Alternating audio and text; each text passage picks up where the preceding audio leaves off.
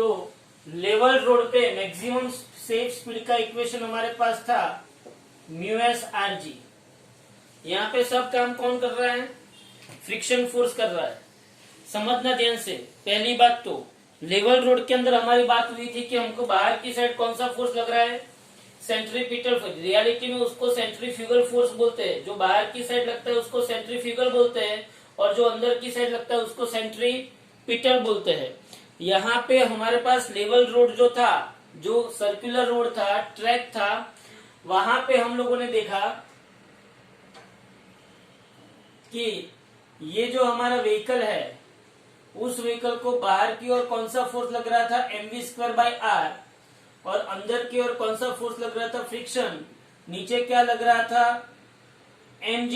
और ऊपर क्या लग रहा था? नॉर्मल। और उसके ऊपर से हम लोगों को मैक्सिमम सेफ स्पीड का जो इक्वेशन मिला mv²/r इज इक्वल टू हम लोगों ने fs। समझना ध्यान से।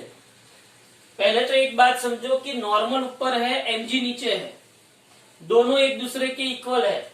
Normal and mg, normal force and weight force दोनों एक दूसरे के इक्वल है। दोनों एक दूसरे के इक्वल है, इसका मतलब क्या हुआ? इसका मतलब ये हुआ कि दोनों एक दूसरे को बैलेंस कर रहे हैं। मतलब कि बाइक जो अपनी जो कार है वो रोड पे ही है, वर्टिकली वो मोशन करती नहीं है। अब ये mv²/r और ये जो अपना फ्रिक्शन फोर्स है, उन दोनों के अंदर कोई ऐसा बोलेगा कि सपोज के सर देखो मास एंड रेडियस तो कांस्टेंट है। मास एंड रेडियस क्या है? कांस्टेंट। समझना ध्यान से। Mass of the vehicle and radius of the circular track both are constant. तो सोच, ये जो v है, अगर v बढ़ गया तो क्या होगा? अगर v बढ़ गया तो अपनी जो कार है वो बाहर की साइड खींची जाएगी। तो आप ऐसा बोलोगे कि सर इसका मतलब तो ये हुआ, इसका मतलब तो ये हुआ कि अगर v बढ़ गया, अगर v बढ़ गया तो ये mv²/r बढ़ गया, mv²/r बढ़ गया तो कार बाहर की ओर चली जाएगी। और आप दूसरा ऐसा भी बोल सकते हो कि अगर फ्रिक्शन बढ़ गया, क्या बढ़ गया? अगर फ्रिक्शन बढ़ गया तो कार अंदर की ओर चली आएगी। लेकिन ऐसा नहीं होता है। सुनो, यहाँ पे v बढ़ता है, समझने ध्यान से। v बढ़ता है तो साथ में क्या होता है? जब वेलोसिटी बढ़ती है तो mv²/r सेंट्रीफ्यूगल फोर्स बढ़ता है, लेकिन साथ में ये सेंट्रीफ्यूगल फोर्स ये तो बढ़ता ही है, सही बात है आपकी, ये बढ़ता है। लेकिन साथ में एक और चीज होती है, वो क्या? जब ये सेंट्रीफ्यूगल फोर्स बढ़ता है तो फ्रिक्शन फोर्स उसके अकॉर्डिंग बढ़ता है। समझो, हम लोगों ने बात की थी, याद हो तो, कि ये ब्लॉक है, ये ब्लॉक को यहाँ पे मैंने फोर्स अप्लाई किया, यहाँ पे नीचे mg है और यहाँ पे ऊपर क्या है? नॉर्मल है। बोलो, हमने ये बात की थी कि नहीं की थी? फिर हमने ऐसा बोला था कि अगर मैं इसके ऊपर फोर्स अप्लाई करता हूं तो इसके ऑपोजिट डायरेक्शन में फ्रिक्शन फोर्स जनरेट होता है। तो क्या आपको याद है कि वहां पे मैंने क्वेश्चन दिया था कि अगर ये फोर्स नहीं है तो फ्रिक्शन फोर्स भी नहीं है। जैसे जैसे मैं ये फोर्स अप्लाई करता हूं और बढ़ाना स्टार्ट करता हूं, वैसे वैसे यहाँ पे फ्रिक्शन फोर्स भी बढ़ना क्या होता है? स्टार्ट होता है।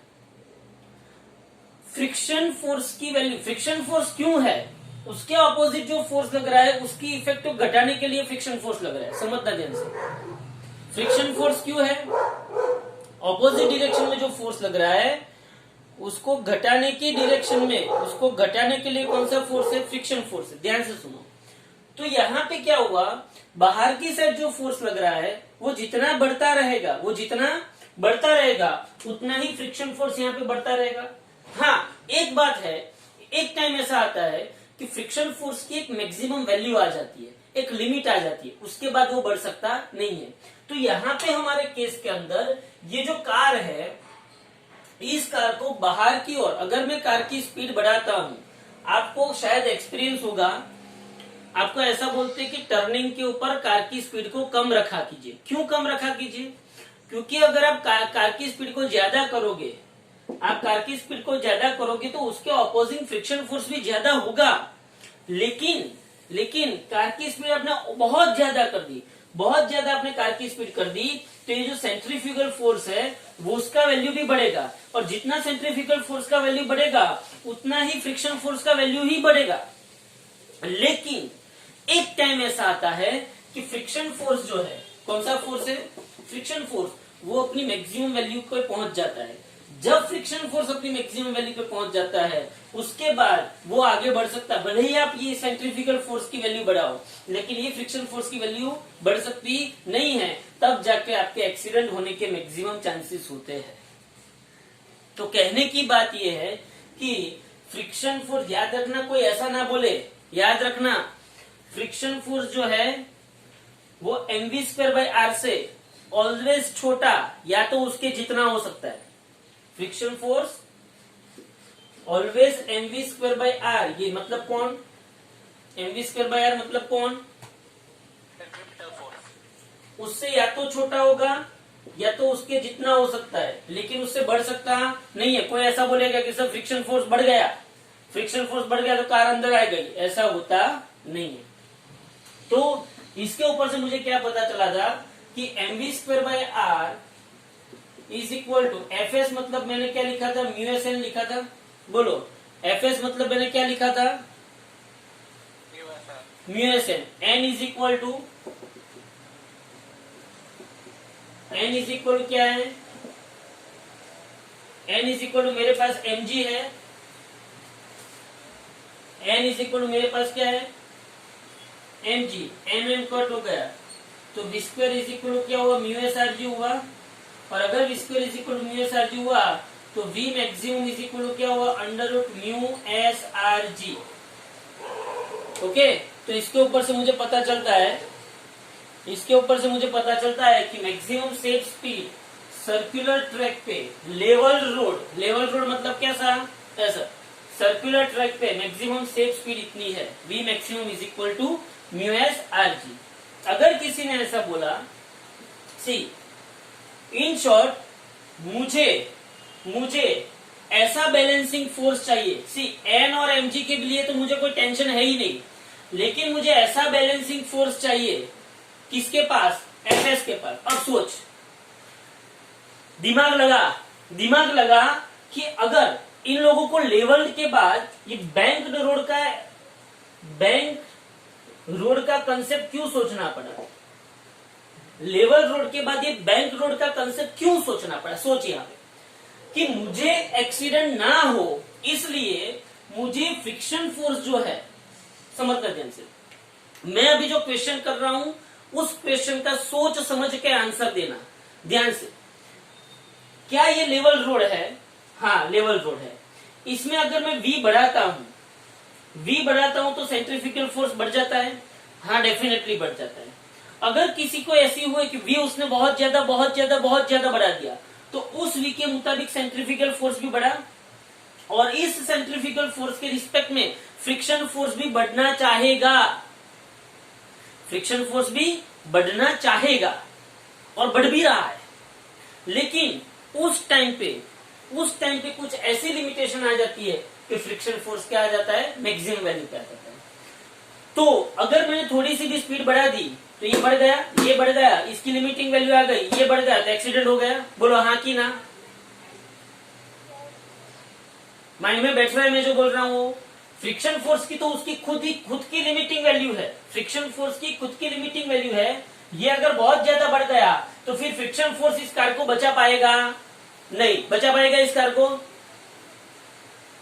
नहीं बचा पाएगा, क्योंकि इसकी एक लिमिटिंग वैल्यू है। तो मुझे क्या करना पड़ेगा, अगर मैं एक काम करूं, इस फ्रिक्शन फोर्स के साथ में कोई एक फोर्स ऐड कर दूं, तो बहुत ध्यान से सुनना, इस फ्रिक्शन फोर्स के साथ में कोई एक फोर्स ऐड कर देता हूं तो क्या यहां से खिंचाव बढ़ जाएगा।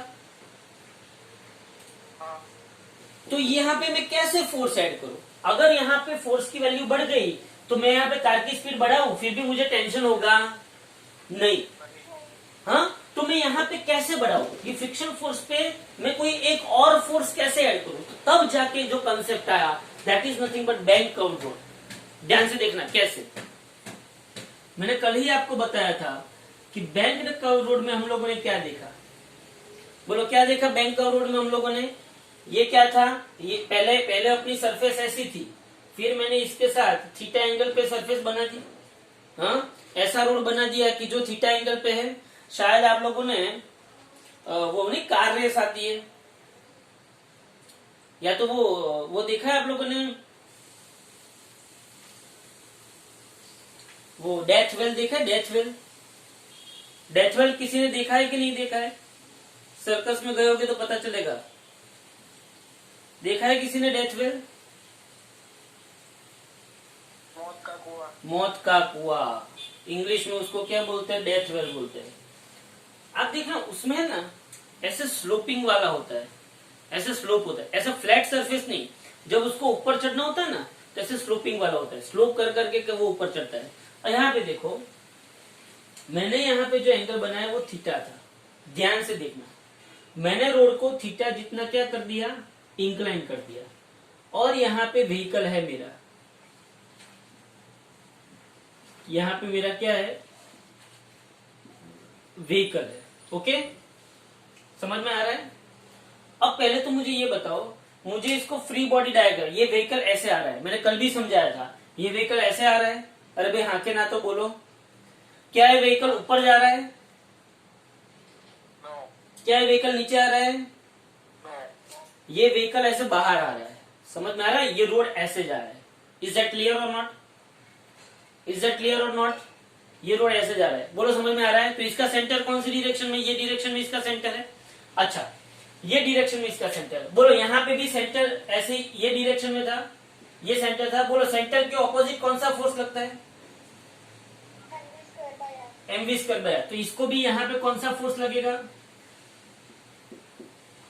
Is that clear? चलो नीचे कौन सा फोर्स लगेगा? mg। ये कौन सा फोर्स लगेगा? नॉर्मल। और यहाँ पे कौन सा फोर्स लगेगा?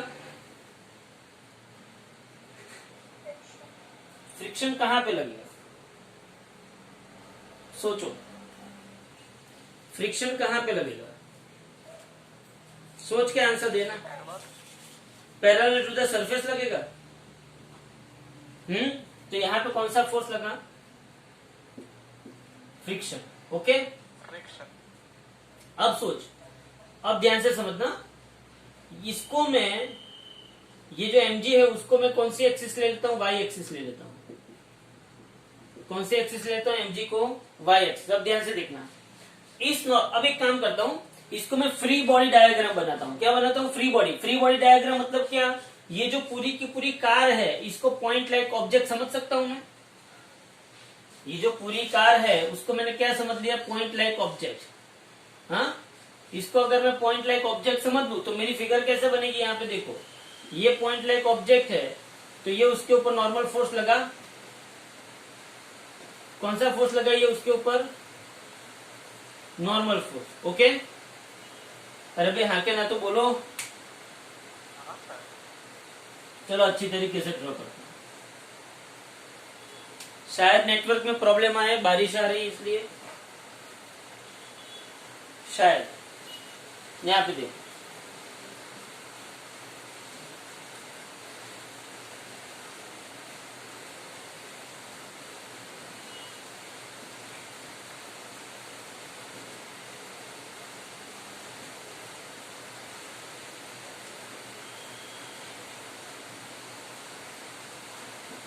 चलो ये थीटा है, ये मेरा ऑब्जेक्ट है। यहाँ पे नीचे उसको लगा mg। क्या लगा उसको? mg। चलो यहाँ पे क्या लगा? नॉर्मल। यहाँ पे क्या लगा उसको? नॉर्मल फोर्स लगा। अब यही mg को मैं y एक्सिस समझ लेता हूँ। यही mg को मैं क्या समझ लेता हूँ? अगर ये y एक्सिस है तो ये कौन सी एक्सिस है? x। ऑब्वियसली y एक्सिस के परपेंडिकुलर क्या होती है? x एक्सिस होती है।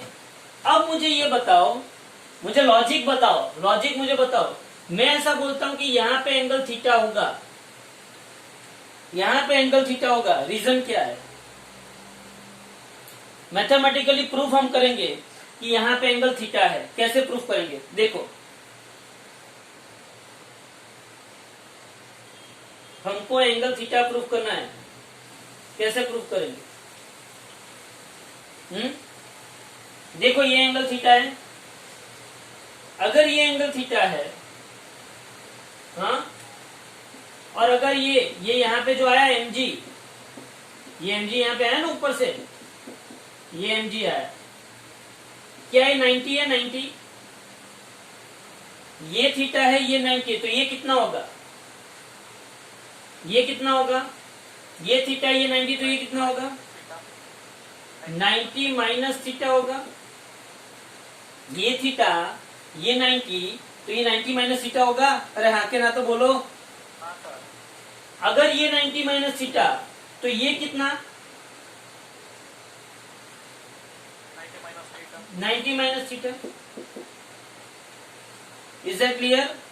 अगर ये 90 माइनस थीटा, ये कितना है, ये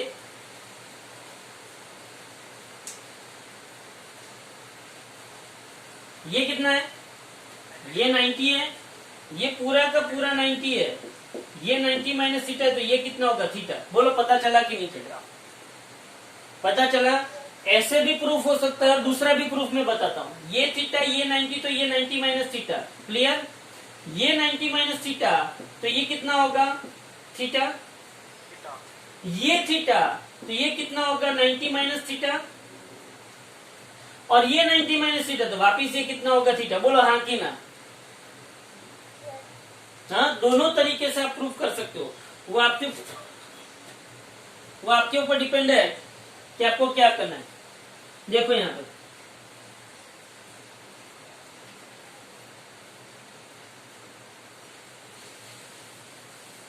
देखो यहां पे अगेन मैं फिगर ड्रॉ करता हूं, आपको भी प्रैक्टिस हो जानी चाहिए। यहाँ पे व्हीकल है, यहाँ पे व्हीकल है, यहाँ पे क्या आया mg, यहाँ पे क्या आया नॉर्मल। ये कौन सी एक्सिस आई, y एक्सिस। ये कौन सी एक्सिस आई, x एक्सिस। यहाँ पे एंगल कितना है थीटा। अगर ये थीटा है तो ये 90 माइनस थीटा, तो ये कितना होगा। अगर ये थीटा है तो ये 90, तो ये कितना होगा 90 माइनस थीटा। ये 90 माइनस थीटा, तो ये भी 90 माइनस थीटा, तो यहाँ पे कितना आया थीटा। बोले यहाँ पे बाहर की साइड कौन सा फोर्स लग रहा है, mv स्क्वायर बाय आर। कौन सा फोर्स लग रहा है बाहर की side, mv square by R. चलो ये सेंट्रीफ्यूगल फोर्स को बैलेंस करने के लिए हमको कोई फोर्स चाहिए। अब देखो यहाँ पे ऑलरेडी यहाँ पे कौन सा फोर्स लग रहा था, फ्रिक्शन। फ्रिक्शन का यहाँ पे थीटा बना, तो यहाँ पे क्या आया एफ एस कॉस थीटा। अब मुझे फ्रिक्शन के साथ, फ्रिक्शन के सपोर्ट में एक ऐसा फोर्स चाहिए कि जिससे मैं अगर mv स्क्वायर बाय आर बढ़ाऊं तो भी इसको इफेक्ट हो नहीं। तो आप देखो यहाँ पे क्या हो रहा है, ये नॉर्मल है, ये नॉर्मल है, नॉर्मल का यहाँ पे थीटा, तो यहाँ पे कितना होगा n cos थीटा, तो यहाँ पे कितना होगा n sin थीटा। बोलो फ्रिक्शन के साथ एक फोर्स ऐड हो गया। हमारा यहाँ पे प्रॉब्लम क्या था, यहाँ पे सिर्फ और सिर्फ हमारे पास क्या था, फ्रिक्शन था। सिर्फ और सिर्फ क्या था, फ्रिक्शन। फ्रिक्शन था, तो अगर मैं v बढ़ाता हूं तो फ्रिक्शन की एक लिमिट आ जाती है, उसके बाद एक्सीडेंट होने की पॉसिबिलिटी पूरी है। लेकिन यहाँ पे सिर्फ मैंने रोड को थोड़ा सा ये फिगर में जितना बताते हैं उतना नहीं, लेकिन मैंने रोड को थोड़ा सा क्या कर दिया, टिल्ट कर दिया। कितने एंगल पे उठा लिया मैंने, थीटा एंगल पे। तो फ्रिक्शन के साथ, किसके साथ, फ्रिक्शन के साथ एक और फोर्स कंपोनेंट ऐड हो गया। किसका कंपोनेंट ऐड हुआ, नॉर्मल का, n sin थीटा। और बाद में हम लोगों ने कहानी लिखी थी। बोलो क्या लिखी थी कहानी, किसी को याद है, बोलो। ये फ्रिक्शन का एफ एस कॉस थीटा, तो ये फ्रिक्शन का एफ एस साइन थीटा। कहानी याद करो, वर्टिकल में देखो, याद करो n cos theta is equal to क्या था, mg plus F S sine theta. तो बोलो mg क्या होता था मेरे पास, n cos theta minus F S sine theta. इसको मैंने क्या दिया था, इक्वेशन नंबर 1। फिर मैंने क्या किया था, याद करो, left hand side and right hand side. तो बोलो mv square by r is equal to n sine theta plus F S cos theta. इसको मैंने क्या बोला था, इक्वेशन नंबर 2, और बाद में टोटल क्या आता था, याद आता है? फाइनल इक्वेशन कैसे लाए थे हम लोग?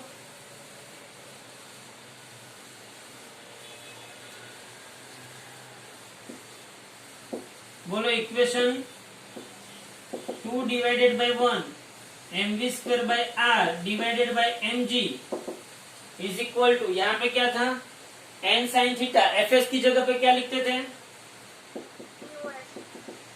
Plus mu S N cos theta divided by, यहाँ पे n cos theta, n cos theta minus fs की जगह पे mu S N sine theta. उसके बाद का स्टेप क्या था, याद करो।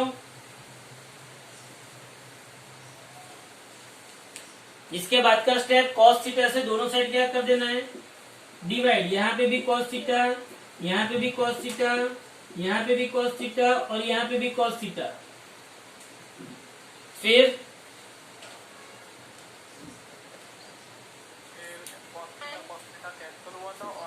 एम एम कैंसल, तो ये V square by R G, ये क्या था, N N N N cancel, तो ये साइन थीटा अपन cos theta tan theta plus mu S divided by cos theta 1 minus mu S tan theta. ये equation आपको याद होना चाहिए। चलो, इतना हो गया। कल की कहानी मैंने वापस से कर दी। कोई डाउट इसमें? पता चला ना, ये सिर्फ एफएस था। यहाँ पे मैंने दो कंपोनेंट ले लिए, किसको बैलेंस करने के लिए, mv स्क्वायर बाई आर को। क्लियर? चलो आगे बढ़ते हैं। अब इसके ऊपर से दो न्यूमेरिकल है, ध्यान से देख लेना। एग्जाम्पल नंबर 10 एंड 11, जल्दी से। एग्जाम्पल 10, 11 आपको इक्वेशन भी पता चल गया, लॉजिक भी पता चल गया। अब आगे एग्जाम्पल्स करते हैं। एग्जाम्पल 10 एंड 11 जल्दी से। एग्जाम्पल 10 में क्या है बोलो?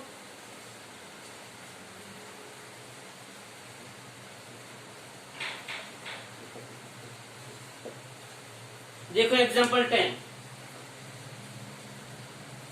a cyclist speeding up to 18 kilometre per hour on a level road. बोलो कौन सा रोड है?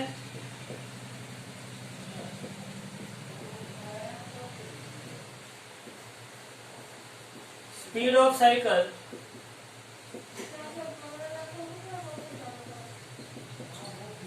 18 इंटू 5/18 मीटर पर सेकेंड, मतलब 5 मीटर पर सेकेंड। फिर क्या है देखो,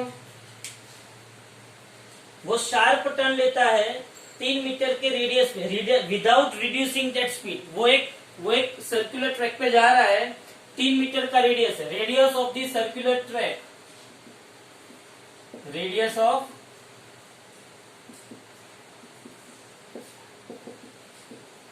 अब ये जब उसको टर्न ले रहा है तब वो उसकी स्पीड रिड्यूस करता नहीं है। आइडियली क्या होना चाहिए, स्पीड रिड्यूस करनी पड़ती है कि नहीं करनी पड़ती है? लेकिन वो स्पीड रिड्यूस नहीं करता है, शार्प टर्न लेता है।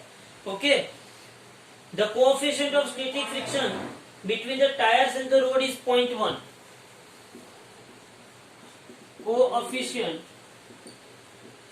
Of static friction between tyre and road is equal to 0.1।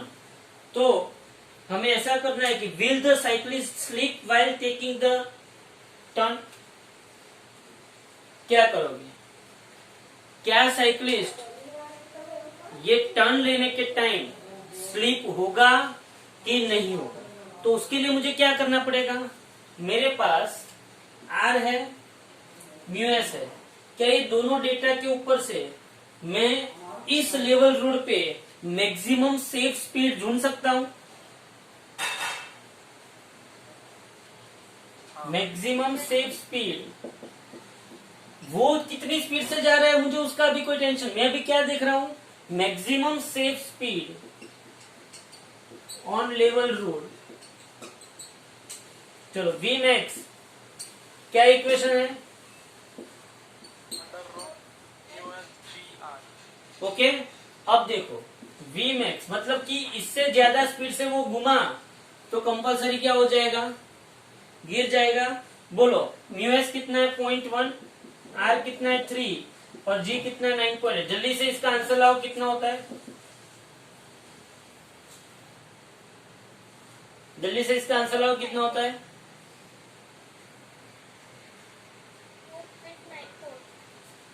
Square root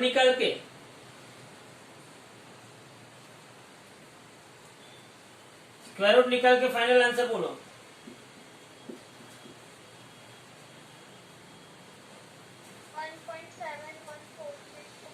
1.71 something आएगा। मतलब कि ये रोड की, इस रोड की मैक्सिमम सेफ स्पीड कितनी है? कितनी है? 1.71। कितनी है मैक्सिमम सेफ स्पीड? और वो भाई जा कितनी स्पीड से जा रहा है? क्या वो स्लिप होगा कि नहीं होगा? कंपलसरी होगा ना, क्योंकि उसकी इस रोड की maximum safe speed 1.71 metre per second है और ये साइकिलिस्ट कितनी स्पीड से जा रहा है? तो सीधी सी बात है, आप मैक्सिमम सेफ स्पीड से ज्यादा स्पीड से जाते हो तो कंपलसरी आपका क्या होगा? डिचुम हो जाएगा। हाँ, और गुजराती में जेने कहेवाय ढोळाई गया। શું કહેવાય?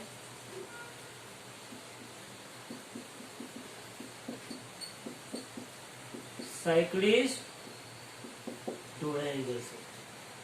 बोलो भाई हाँ की ना?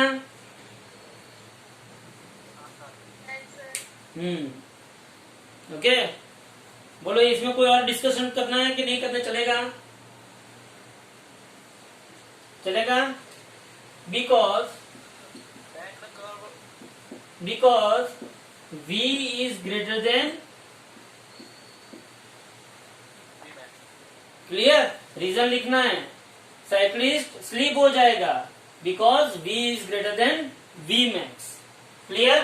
तो एग्जाम्पल का 10 हो गया। चलो एग्जाम्पल का 11 देखो जल्दी से।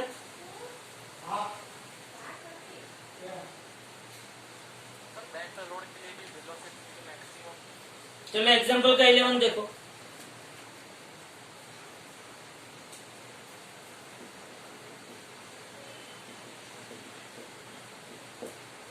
चलो, a circular race track of radius 300 meter is banked at angle 15 degree। चलो सर्कुलर ट्रैक है, रेडियस कितना है सर्कुलर ट्रैक का? 300 मीटर और एंगल कितना है? 15 डिग्री। बोलो क्या पूछा है उसने? If the coefficient of static friction 0.2 है, find optimum speed and maximum permissible speed. बोलो कोएफिशिएंट ऑफ स्टैटिक फ्रिक्शन क्या है?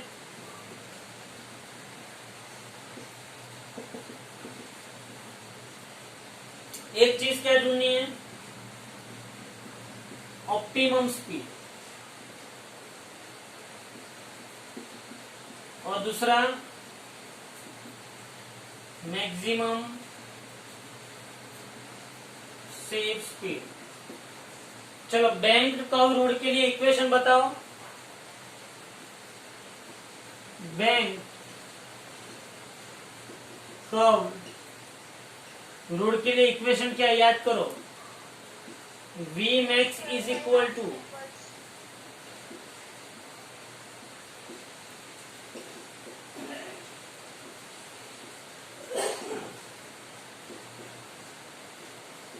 बोलो ये इक्वेशन है मेरे पास?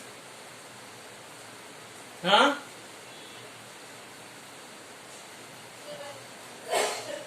बोलो अब क्या करें? मैंने आपको बोला था कि ऑप्टिमम स्पीड, पहले तो एक काम करो, मैक्सिमम सेफ स्पीड ढूंढ लेते हैं। इसी इक्वेशन में v मैक्स, बोलो v max is equal to r कितना है? r 300 और g कितना है? 9.8। 300 इंटू μs 0.2 प्लस 1015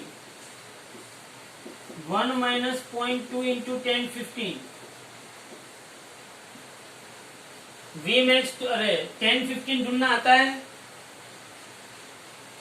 पीछे देखो, मैंने लॉग टेबल में आपको बताया था, आप नेचुरल टेंजेंट देखोगे, नेचुरल टेंजेंट उसमें 0 1 2 3 4 ऐसे 15 डिग्री और 0 मिनट, यहाँ पे वो जो होगा वो क्या होगा, नेचुरल टेंजेंट 15 डिग्री, 15 डिग्री होगा। बोलो पता चला? अगर किसी के पास अभी हो तो देख लो कितना आता है 10 15।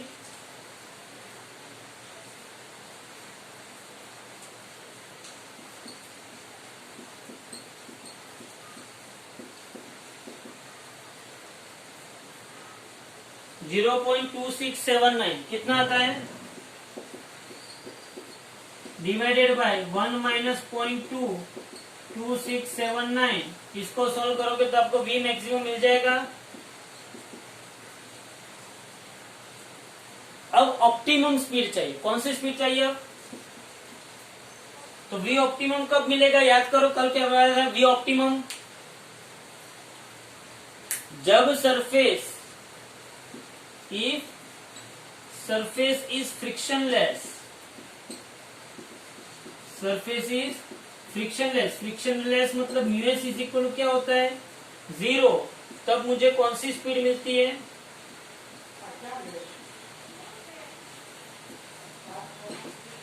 चलो इस इक्वेशन में μs को 0 रखो, ये 0 और ये भी 0, तो बाकी क्या बचा?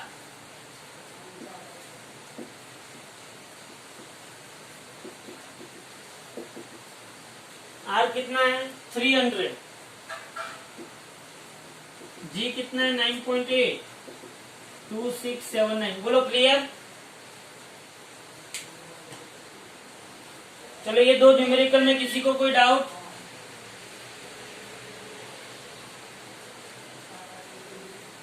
ओके, तो ये लेवल रोड और बैंक रोड के लिए हमारे पास थियरी हो गई, उसका बेसिक कंसेप्ट हो गया और दो एग्जांपल हो गए, एग्जांपल नंबर 10 और एग्जांपल नंबर 11।